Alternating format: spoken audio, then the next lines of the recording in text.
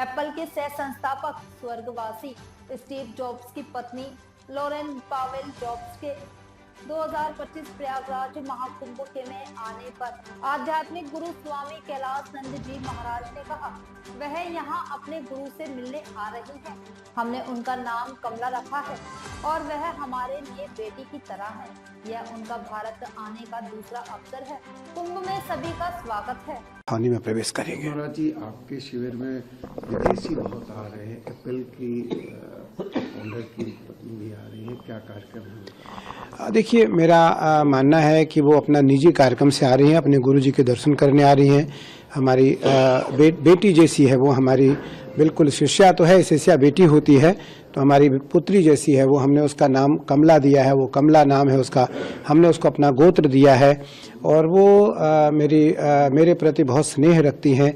दूसरी बार भारत आ रही है, दूसरी बार आज भारत आ रही है और अपने शिविर में निस्संदेह वो 1-2 दिन, 3 दिन, 4 दिन, 5 दिन प्रवास करेंगी। उसका निजी कार्यक्रम है, वो किसी प्रकार से इस प्रकार कोई कार्यक्रम अपने पूजन, ध्यान, तप, साधना गुरुजी के साथ हो, उसके जो भी कुछ मानसिक सवाल होते हैं उसका उत्तर पाने के लिए वो आ रही हैं।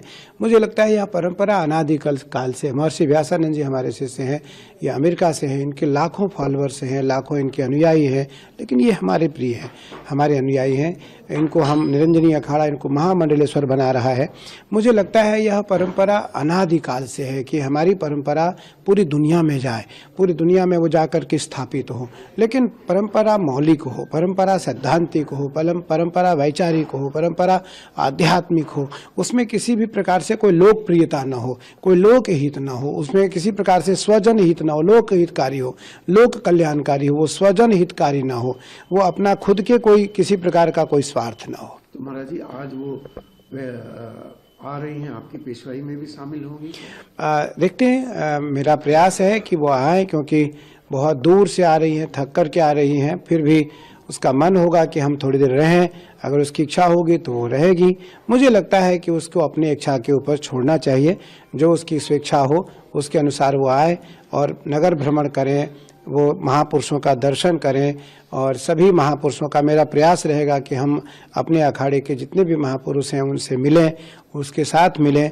उसको एक अच्छा लगेगा, हमें भी अच्छा लगेगा कि दुनिया की वो लोग हमारे परंपरा से जुड़ना चाहते हैं जो हमारी परंपरा से कभी अपरिचित रहे, जिनको हमारी परंपरा से किसी प्रकार का कोई ज्ञान नहीं रहा। अच्छा महाराज, ये जिज्ञासा होती है कि एप्पल जैसे इतने बड़े संस्थान और वेस्टर्न से जुड़े लोगों की पत्नियां, आखिर क्या मनोभाव होता है आपसे जब बात होती है? तो देखिए, मैं फिर कहता हूं कि संसार में जितने भी बड़े लोग हैं वो किसी न किसी साधु के शरण में है, किसी न किसी महापुरुष के शरण में है और अच्छा लगता है उनको। एक उनके अंतःकरण में एक आध्यात्मिकता की जागृति होती है, उनके अंतःकरण में एक आत्मानुभूति होती है, उनके अंदर शिवत्व की उन्हें एक झलक दिखता है सन्यासियों में।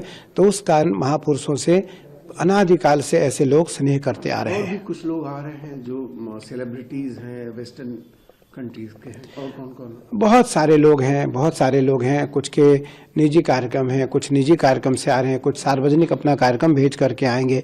मुझे लगता है सब आए, सबका स्वागत है, कुंभ में सबका स्वागत है। ये तो ऐसी आध्यात्मिक मेला है, आध्यात्मिक मेला है ये, जहाँ संतों का दर्शन करने के लिए, संतों का आशीर्वाद लेने के लिए, संत महापुरुषों का आशीर्वचन लेने के लिए, इनके प्रवचन और इनकी अपनी समस्याओं का निदान करने के लिए देश और दुनिया के सभी प्रमुख लोग इस शिविर में किसी न किसी रूप में कहीं न कहीं